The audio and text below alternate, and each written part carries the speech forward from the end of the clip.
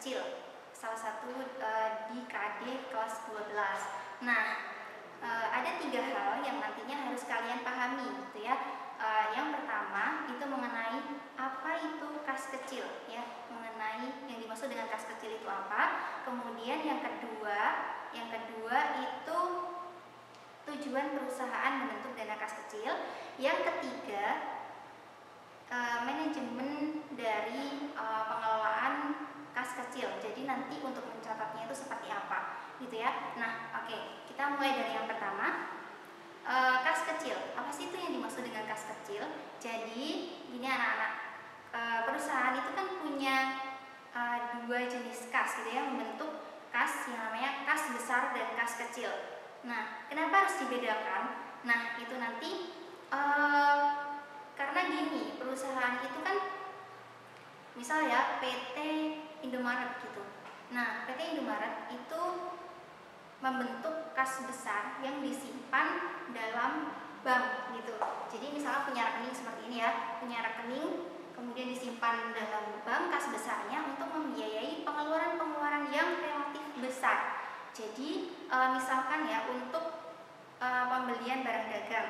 Nah, pembelian barang dagang itu kan membutuhkan biaya yang sangat besar gitu ya. Bisa jadi misal sampai 10 juta atau lebih gitu. Nah, biasanya perusahaan itu ketika menerima dana itu harus langsung disetorkan ke bank. Biar apa? Biar tidak hilang atau biar tidak terjadi resiko yang lainnya, sehingga langsung disetorkan ke bank gitu. Nah, jadinya semua dana yang ada di perusahaan itu disetorkan ke bank biar aman gitu ya. Nah, lalu kas kecil itu dibentuk untuk apa? Dibentuk untuk disisihkan ketika ada pengeluaran-pengeluaran yang relatif kecil. Jadi misalkan nih ya, membeli kalkulator. Nah, pembelian kalkulator itu kan hanya membutuhkan biaya misal 100.000 atau 150.000 gitu ya. Nah, kalau misalkan mau beli kalkulator kemudian perusahaan harus mengeluarkan cek, itu kan nggak efektif ya. Jadi tidak perlu datang ke bank untuk mengambil gitu ya. Jadi langsung ada dana yang sudah tersedia yang namanya kas kecil itu. Jadi intinya kas kecil itu merupakan dana yang disisihkan oleh perusahaan, tidak disetorkan ke bank, tapi untuk dana cadangan ketika ada pengeluaran-pengeluaran yang relatif kecil gitu. Kemudian, nah biasanya rutin juga ya kalau misalkan sudah biasa setiap bulan itu mengeluarkan biaya perlengkapan segini. Nah, itu nanti berarti harus menyediakan dana sebesar ini gitu. Nah, biasanya kas kecil itu tidak melebihi dari 2 juta gitu ya. Mungkin hanya 1 juta atau 1.500.000, itu tergantung kebijakan perusahaan gitu. Kemudian yang selanjutnya yang kedua itu tujuan perusahaan ya. Seperti yang sudah tadi Ibu jelaskan ya di awal, tujuan perusahaan untuk membuat dana kas kecil itu agar operasional perusahaan itu bisa berjalan dengan lancar. Misal PT Indomaret tadi, kalian biasanya datang belanja ke Indomaret gitu ya. Nah, kalian tahu Indomaret itu punya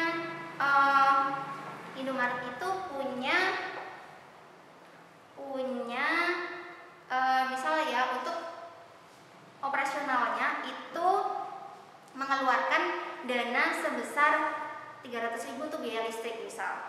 Nah, biaya listrik 300.000 itu nanti dikeluarkan oleh Indomaret sebesar 300.000 ya tadi ya, menggunakan dana kas kecil. Nah, tujuannya agar apa? Agar operasional perusahaan itu berjalan lancar. Jadi tidak harus menunggu ngambil ke bank atau tidak harus dengan proses yang dengan menggunakan cek dan lain-lain. Jadi langsung bisa mengambil dari kas kecil. Nah, biasanya dari pengelolaannya saja itu sudah dipisahkan ya anak ya. Jadi ada yang akuntan yang memang tugasnya itu untuk mengelola dana kas kecil, dan akuntan yang tugasnya mengelola dana kas besar. Jadi kalau misalkan ada pengeluaran yang semacam itu ya, yang kecil gitu, langsung menghubungi akuntan yang kas kecil saja gitu. Jadi langsung minta uang ke akuntan yang kas kecil, yang mengelola dana kas kecil, nanti langsung dibayarkan seperti itu. Jadi untuk pembagian tugasnya di perusahaan juga itu ada spesifikasi. Jadi tidak semrawut nanti misalkan untuk pengeluaran yang semua pengeluaran dibebankan di satu akuntan, itu juga kurang efektif. Nah, tujuannya seperti itu. Kemudian yang ketiga itu terkait dengan pengelolaannya. Jadi di sini untuk pengelolaan dana kas kecil itu yang pertama itu pembentukan kas kecil terlebih dahulu di awal periode. Jadi di awal periode itu nanti perusahaan membentuk dana kas kecil, ya. Kemudian setelah itu digunakan dalam satu operasional perusahaan, gitu ya, dalam satu periode, misal 1 bulan, gitu ya, digunakan, dikeluarkan. Kemudian di akhir biasanya itu atau di pertengahan, ketika kas kecil memang sudah habis, itu nanti akan diisi kembali, gitu. Jadi yang pertama itu pembentukan dana kas kecil. Pembentukan dana kas kecil ada dua metode, ya, ada dua metode untuk pencatatannya. Nah, dua metode itu apa saja? Yang pertama itu impress fund atau sistem dana tetap. Yang kedua itu fluctuation method atau sistem dana tidak tetap atau berubah-ubah, labil, gitu ya. Nah, tapi dua metode ini sebenarnya tidak ada, maksudnya lebih baik yang tidak ada kok yang impress fund lebih baik dari yang fluctuation, gitu, tidak. Jadi kedua itu punya kelebihan dan kelemahannya, dan perusahaan itu bisa memilih salah satu. Jadi tergantung mau pilih yang mana, gitu ya, terserah mau pilih yang mana. Jadi nanti ada keunggulannya masing-masing, gitu.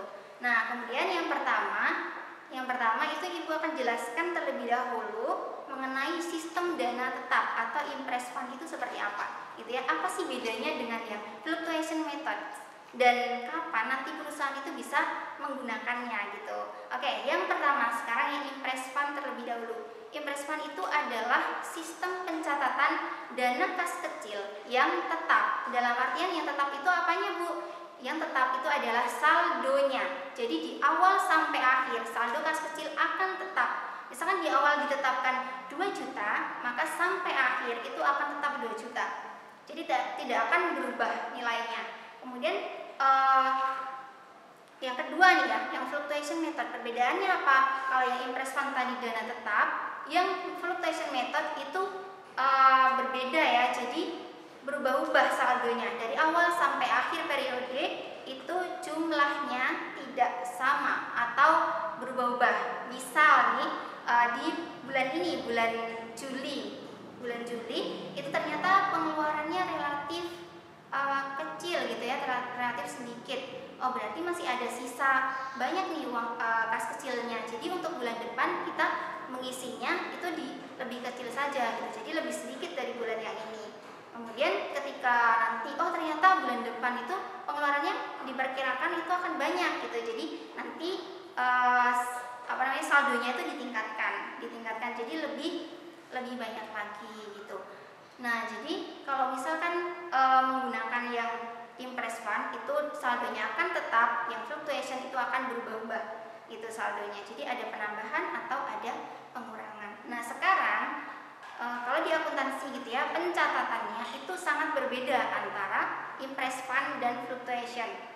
Nah, kalau yang impress fund itu ketika ada pembentukan, kalian mencatat jurnalnya itu debitnya adalah kas kecil, kreditnya kas. Begitu pula dengan fluctuation. Nah, ini persamaannya ya.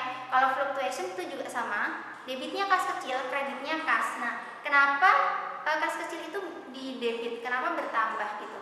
Karena jadi gini. Kalau misalkan ya, perusahaan itu membentuk dana kas kecil, berarti kan kas kecilnya itu akan bertambah.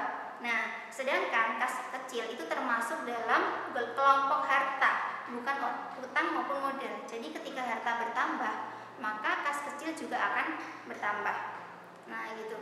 Jadi ketika penambahan kas kecil itu ada, gitu ya, maka kas kecil harus didebit, bukan dikredit, gitu. Jadi kas kecilnya didebit. Nah, kenapa kreditnya kas?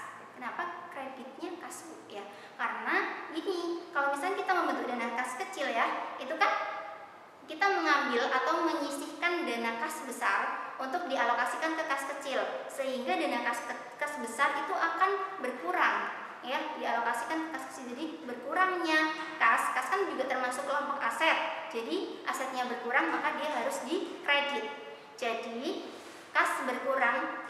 kredit, sehingga jurnal pembentukan dana kas kecil untuk impress fund dan fluctuation method itu sama. Jadi sama-sama mendebit kas kecil dan mengkredit kas. Kemudian yang kedua yang perlu kalian pahami ya, yang kedua perbedaannya. Nah, di sini ada perbedaan pencatatan antara impress fund dan fluctuation method. Impress fund tadi tetap komitmen tidak labil ya. Kalau yang fluctuation itu labil. Nah, kalau yang impress fund itu kan berubah-ubah pada saat ada pengeluaran ya. Pada saat ada pengeluaran biaya itu maka tidak di jurnal. Nah, ini enaknya di sini ya kalau menggunakan impress fund. Jadi kelebihan dari impress fund itu ketika ada pengeluaran biaya maka tidak di jurnal. Jadi nggak usah dicatat gitu ya pengeluarannya. Lalu kalau misalnya dicatat nanti transaksinya nggak kerekam dong.